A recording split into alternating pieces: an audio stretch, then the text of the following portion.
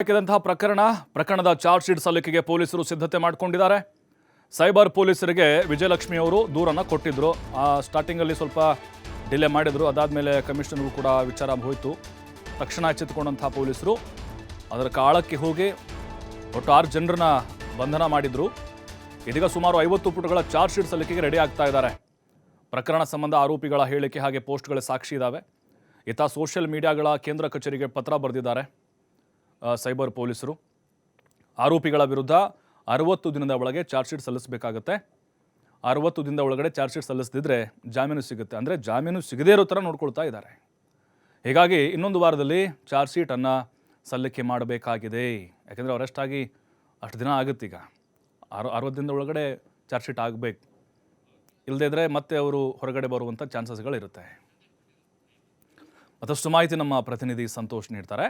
ಸಂತೋಷ್, ಕೆಲವರು ಅಂದ್ಕೊಂಡಿದ್ರು ಕೆಟ್ಟದಾಗಿ ಕಮೆಂಟ್ ಮಾಡಿದ್ರೆ ಏನು ಮಾಡೋಕ್ಕಾಗಲ್ಲ, ಕಂಡುಹಿಡಿಯೋಕ್ಕೆ ಆಗೋದಿಲ್ಲ, ಅಷ್ಟು ಲೆವೆಲ್ಗೆ ಹೋಗಲ್ಲ ಅಂತ ಕೆಲವರು ಭಾವಿಸಿದ್ರು. ಬಟ್ ಈ ಕೇಸ್ ನೋಡ್ತಾ ಇದ್ದರೆ, ಹಿಂದಿನ ರಮ್ಯಾ ಕೇಸು ಕೂಡ ನೋಡಿದ್ರೆ ಕೆಟ್ಟದಾಗಿ ಬಹಳ ಅಶ್ಲೀಲವಾಗಿ ಕಮೆಂಟ್ ಹಾಕೋರಿಗೆ ಖಂಡಿತ ಇದೊಂದು ರೀತಿ ಎಚ್ಚರಿಕೆ ಅಂತ ಅನಿಸುತ್ತಾ?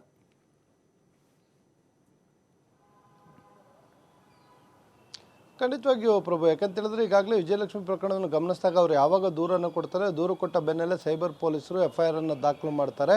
FIR ಅನ್ನು ದಾಖಲು ಮಾಡಿದ ಬಳಿಕ ಅವರು ನೀಡಿದಂಥ ID-ಗಳಿರ್ಬೋದು, ಅದ್ರ ಜೊತೆಗೆ ಸ್ಕ್ರೀನ್ಶಾಟ್ಗಳು ಏನು ವಿಟ್ನೆಸ್ ಸಾಕ್ಷಿಗಳನ್ನು ಕೊಟ್ಟಿರ್ತಾರೆ, ಅವೆಲ್ಲವನ್ನು ಇಟ್ಕೊಂಡು ಪರಿಶೀಲನೆ ಮಾಡಿದಾಗ ಇವರ ಮಾನಕ್ಕೆ ಮತ್ತು ಗೌರವಕ್ಕೆ ಧಕ್ಕೆ ತರುವಂಥ ಕಾಮೆಂಟ್ಗಳನ್ನು ಸೋಷಿಯಲ್ ಮೀಡಿಯಲ್ಲಿ ಹಾಕಿರುವಂಥದ್ದು ಬೆಳಕಿಗೆ ಬರುತ್ತೆ. ಇದಾದ ನಂತರ ಅದರ IP ಅಡ್ರೆಸ್ಗಳನ್ನು ಪತ್ತೆ ಮಾಡುವಲ್ಲಿ ಸೈಬರ್ ಪೊಲೀಸರು ಯಶಸ್ವಿಯಾಗಿರುವಂಥದ್ದು. ಸುಮಾರು 6 ಜನ ಆರೋಪಿಗಳನ್ನು ಇಡೀ ಪ್ರಕರಣದಲ್ಲಿ ಅವರು ಬಂಧನವನ್ನು ಮಾಡ್ತಾರೆ. ಬಂಧಿಸಿ ಉಳಿದಂಥ ಒಟ್ಟು 18 ID-ಗಳನ್ನು ಕೊಟ್ಟಿರ್ತಾರೆ. ಉಳಿದ ID-ಗಳು ಯಾವಾಗ 6 ಜನರ ಬಂಧನ ಆಗುತ್ತೆ ಅಂತ ಗೊತ್ತಾಗುತ್ತೋ ತಕ್ಷಣ ಎಲ್ಲರೂ ಕೂಡ ತಮ್ಮ ಮೊಬೈಲ್ಗಳನ್ನು ಸ್ವಿಚ್ ಆಫ್ ಮಾಡಿಕೊಂಡು ಉಳಿದಂಥವ್ರು ಎಲ್ಲರೂ ಕೂಡ ನಾಪತ್ತೆ ಆಗಿರುವಂಥದ್ದು.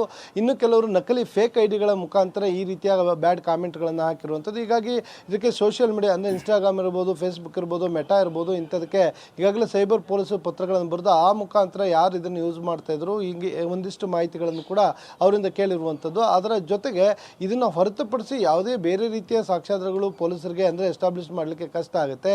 ಆರೋಪಿಗಳು ನೀಡಿರುವಂಥ ಸ್ಟೇಟ್ಮೆಂಟ್ಗಳು, ಕಾಮೆಂಟ್ಗಳು ಮತ್ತು ಅದರ ಜೊತೆಗೆ ಸೋಷಿಯಲ್ ಮೀಡಿಯಾಗಳಲ್ಲಿ ಏನು ವೈರಲ್ ಆಗ್ತಾಯಿತ್ತು ಮತ್ತು ವೈಯಕ್ತಿಕವಾಗಿ ಇವರು ಪರ್ಸ್ನಲ್ ಆಗಿ ಮೆಸೆಂಜರ್ ಮುಖಾಂತರ ಇವರೇನು ಸಂದೇಶಗಳನ್ನು ಕೊಡ್ತಾಯಿದ್ರು ಅವನ್ನೇ ಎವಿಡೆನ್ಸ್ಗಳನ್ನು ಹಾಕಿ ಇಟ್ಕೊಂಡು ಈಗಾಗಲೇ ಚಾರ್ಜ್ ಶೀಟನ್ನು ಸಿದ್ಧಪಡಿಸಿರುವಂಥದ್ದು. ಬಹುತೇಕ ಇನ್ನೊಂದು ವಾರದೊಳಗೆ ಇದರ ಚಾರ್ಜ್ ಶೀಟನ್ನು ಸಲ್ಲಿಕೆಯನ್ನು ಮಾಡ್ತಾರೆ. ಸುಮಾರು 50 ಪುಟಗಳ ಒಂದು ಚಾರ್ಜ್ ಶೀಟ್ ಇದಾಗಿರುತ್ತೆ. ಇದರಲ್ಲಿ ವಿಟ್ನೆಸ್ಗಳದ ಟೆಕ್ನಿಕಲ್ ಎವಿಡೆನ್ಸ್ಗಳನ್ನು ಇಟ್ಕೊಂಡು ಸಂಪೂರ್ಣವಾಗಿ ಈ ಚಾರ್ಜ್ ಶೀಟನ್ನು ಹಾಕ್ತಾರೆ. ಇದರಿಂದ ಆಚೆಗೆ ಉಳಿದ ಆರೋಪಿಗಳು ಏನಾದರೂ ಪತ್ತೆ ಆದರೆ ಅದನ್ನು ಅಡಿಷನಲ್ ಚಾರ್ಜ್ ಶೀಟ್ ಏನಾಗುತ್ತೆ, ಈ ಆರೋಪಿಗಳನ್ನು ಬಂಧಿಸಿದ ನಂತರ ಅದಕ್ಕೆ ಸಿಕ್ಕಿರೋ ಪೂರಕವಾದ ಸಾಕ್ಷ್ಯಾಧಾರಗಳನ್ನು ಇಟ್ಕೊಂಡು ಅಡಿಷನಲ್ ಚಾರ್ಜ್ ಶೀಟ್ ಸಲ್ಲಿಕೆಯನ್ನು ಮಾಡಲಿಕ್ಕೂ ಕೂಡ ಎಲ್ಲ ರೀತಿಯ ಸಿದ್ಧತೆಗಳನ್ನು